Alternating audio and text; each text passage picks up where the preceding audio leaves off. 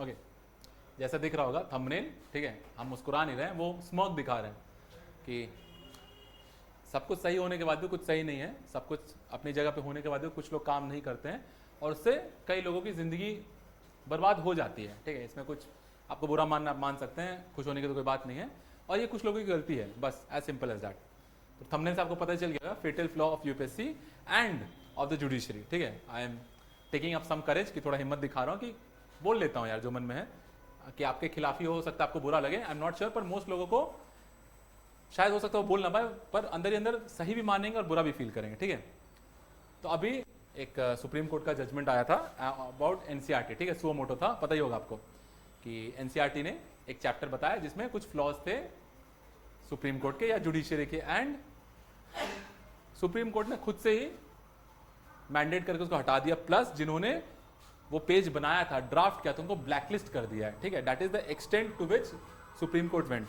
अब सिंपल भाषा में समझिए, होता है ना जैसे इकोनॉमिक्स में एक होता है मैक्रो इकोनॉमिक्स, सारी दुनिया सारा देश, माइक्रो इकोनॉमिक्स, ठीक है, छोटा सा इंसान छोटा सा घर, वैसे सोच के देखिए। सोचिए आपके स्कूल का रिजल्ट आया, ठीक है, आप पढ़े लिखे जो भी किया, स्कूल का रिजल्ट आया और आप फेल हो गए, गलती से मर्जी से जैसे फेल हो गया। तो इंस्टेंट कि आप ये बोलें कि भाई मैं अगली बार पढ़ूंगा, अच्छा करूंगा, आपने बोला भाई रिजल्ट छुपा दो, रिजल्ट रिपोर्ट कार्ड को फाड़ के फेंक दो कि रिजल्ट किसी को पता ना चले कि मैं फेल हो गया हूं। मतलब समझ लेना कि ऐसा भी तो हो सकता था ना, if we had to show that we are true democracy, कि we are the rising and shining star, कि हमारे यहाँ जैसे हर एक इंसान कहता है कि जस्टिस पे भरोसा है, जुडिशरी पे भरोसा है, तो ये भी तो किया जा सकता था ना कि ठीक है हमें 6 महीने का टाइम दो, 1 साल का टाइम दो, हम ठीक करेंगे और फिर से प्रिंट करवाएंगे कि पहले ये था आज ये है। ये भी तो मौका होता था ना, जब बच्चा फेल होता है यही करता है ना कि घर वालों से, अपने आप से, खुद को एक और मौका देता है। ऐसा तो नहीं बोलता है रिपोर्ट कार्ड जला के फेंक दो कि कोई मेरे रिपोर्ट कार्ड में बात नहीं करा, जिसने भी मेरे रिपोर्ट कार्ड में बात की सबको निकाल दो, ऐसा नहीं होता ना। But that is the reality of India, ठीक है, and Indian UPSC and judiciary. अब ये तो ब्रीफ इंट्रोडक्शन था, मन में बहुत कुछ है बोलने के लिए, पता ही होगा आपको भी होगा, ठीक है।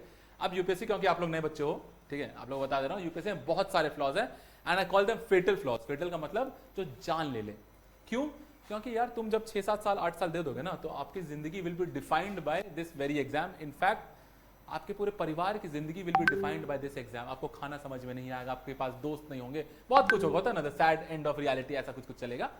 सब कुछ ठीक होगा वक्त के साथ, बट जितने भी आप बूढ़े हो जाएंगे, दिस प्राइम जो आपने दिया है ना, वो अगर आपके मेहनत के अलावा किसी और की वजह से जेपरडाइज हो जाए, कि आपके मेहनत में कमी थी हम समझ सकते हैं, ठीक है यार आप डिजर्व नहीं थे, पर अगर किसी और की गलती की वजह से हो रहा तो वो गलत है। बस ये पॉइंट आउट करना चाह रहा हूँ। तो एक सवाल था, फैक्ट्स पे आ जाते हैं, बहुत शॉर्ट वीडियो होगा। एक सवाल था 2024 का, और ये भी पता नहीं, एक और फेटल फ्लॉ ऑफ यूपीएससी का है कि वो 1 साल बाद, अगर इस बार एग्जाम हुआ, इस साल मई में होता है यूजुअली, अभी मई का ट्रेंड चल रहा है, तो वो अगले साल जब फाइनल रिजल्ट आ जाएगा, जैसे इस बार फाइनल रिजल्ट पिछले महीने मार्च में आया, तो अब 10-11 महीने बाद आंसर की आता है। तो सेम ये होता है ना, देयर इज समथिंग कंफ्यूजन कि मेरे को ऐसा समझ में नहीं आया, ऐसा क्यों होता है। अब क्यों होता है? क्योंकि गलत हो रहे से हम नेगेटिव ही सोचेंगे। क्यों होता है? ताकि फेस सेविंग यूपीएससी अपना कर पाए, कि अगर गलत आंसर की है तो 1 साल बाद जब एग्जाम हो चुका है, रिजल्ट आ चुका है, टॉपर्स बन चुके हैं, किसको फर्क पड़ता है? पड़ता है भाई, बच्चों को फर्क पड़ता है। एक मार्क्स के लिए फाइट होता है, 0.66 मार्क्स के लिए लोग जिंदगी इधर की इधर हो जाती है। आपको फर्क पड़ता है, बस यूपीएससी को फर्क नहीं पड़ता है। तो इस बार गुजरात के हाईकोर्ट ने कुछ कॉग्निजेंस लिया है, मतलब अपने सामने कुछ तथ्य रखे हैं, हम उस पर डिस्कस कर रहे हैं, and how all this being good is still fatal. ठीक है, सब कुछ सही होने के बाद भी आपको दूर तक दिख रहा है कि किसी ना किसी को इंसाफ मिला, पर वो इंसाफ आम जनता तक कब पहुंचेगा, ये है सवाल। ठीक है, होता है ना, we the people of India, by the people of India, for the people of India, but where actually is the people of India? सब कहते हैं कि सबको मिलेगा इंसाफ, पर मिल किसको रहा है इंसाफ? ये दिक्कत है, मिल किसको रहा है इंसाफ? अब देखिए सिंपल, 2024 में एक सवाल आया था, ये आपको पता होगा अगर आप सीरियस एस्पिरेंट हैं। सीरियस एस्पिरेंट नहीं भी है, एक बार जो भी आपका फेवरेट पॉलिटी की किताब होगी उसमें बहुत बेसिक सा क्वेश्चन था, और ये सवाल 2024 में आया है। ठीक है, पढ़ के सुना देता हूँ, इजी सवाल है, बहुत इजी सवाल, आपको अच्छे से दिख रहा होगा। क्वेश्चन नंबर 85 है, आप चाहें तो यूपीएससी से जाकर डाउनलोड भी कर सकते हैं। With reference to union budget consider the following statements. The union finance minister on behalf of the prime minister lays the annual financial statement before both the houses of the parliament। आप रत्ती भर भी serious student हो ना, तो आपको एक बार में पता चल जाएगा ये है गलत। अनडाउटेडली बहुत सारे सवाल होता है, इफ बट अगर, ये हो सकता है, वो हो सकता है, बहुत कुछ हो सकता है, पर ये एक बार में गलत था। ठीक है, At the union level, second statement, at the union level, no demand for grant can be made except on the recommendation of the president. Again, थोड़ा भी पढ़ा लिखा है, थोड़ा. I'm not saying ये सवाल से आपका जजमेंट डिसाइड होगा, पर अगर पढ़े लिखे तो ये सवाल सही है. और सारी जनता ने आंसर मार्क करके आया था बी, सारी जनता, ठीक है, और ये सही भी था.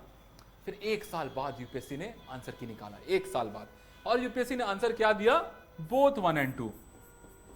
अब इसमें देखिए, नादान कोचिंग इंस्टीट्यूट, नादान बच्चे, हम जैसे नादान टीचर, अब क्या करते हैं ना, हम हाइंडसाइट में जाके, क्योंकि यूपीएससी ने बता दिया, अब किसी तरह यूपीएससी को सही प्रूव करना है, कहीं ना कहीं हम हमेशा ये खोजने लगते हैं कि हम में ही कोई कमी है. भाई नहीं है तुम में कमी यार, जरूरी नहीं कि तुम में कमी हो, जरूरी नहीं कि हम सब फ्लॉडी हो, कोई और भी गलती हो सकती है, ठीक है.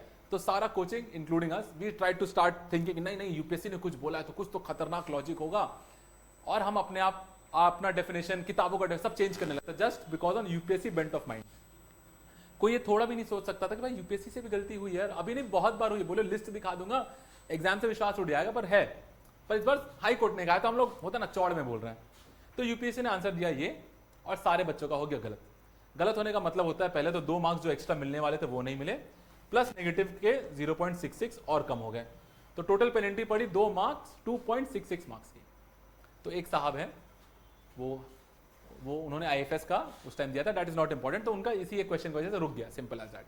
वो कोर्ट पहुंच गया, और यह कोर्ट का जजमेंट का नाम अच्छे से आप क्लियरली देख सकते हैं, इजीली खोज सकते हैं, it is freely easily available in public domain. तो इस जजमेंट में गुजरात हाई कोर्ट ने सीधा कहा, भाई यूपीएससी का आंसर गलत है, मतलब है पहली बार कि यूपीएससी का आंसर गलत है, original answer should be this only, ये पक्का गलत है.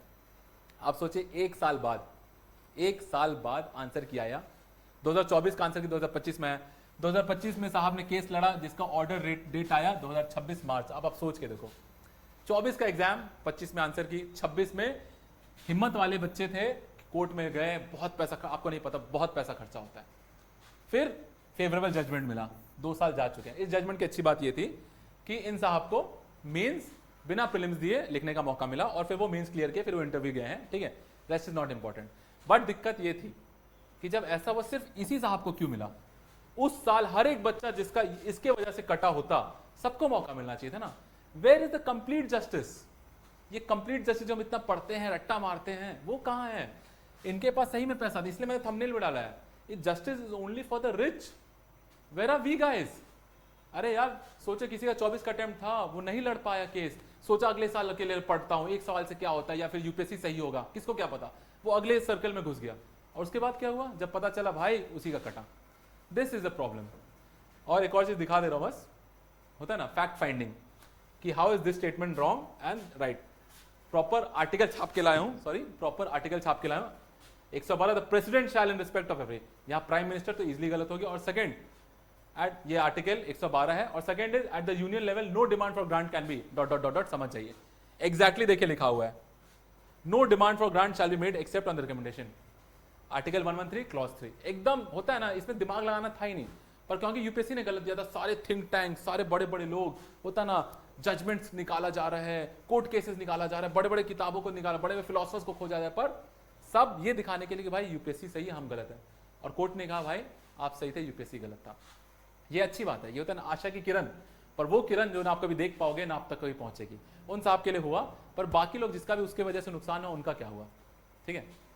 बस यही बोलना चाह रहा था कि पढ़ना अलग है और एक्चुअल लाइफ बहुत अलग है. I will just leave you with this thought, ये सोचिएगा, you understand the gravity of what is going on, क्योंकि 1 मार्क्स अगर आप सीरियस कैंडिडेट हो आपको 1 मार्क्स का वैल्यू पता होगा, यहाँ पे तो 2.66 मार्क्स की वैल्यू थी, और जब जो कोर्ट ने मान लिया ये बात, तो ये सबके लिए वैलिड क्यों नहीं हुआ यार, जिसका भी उस साल 2.6 मार्क्स से होता नहीं हुआ, उसके लिए क्यों नहीं हुआ ये.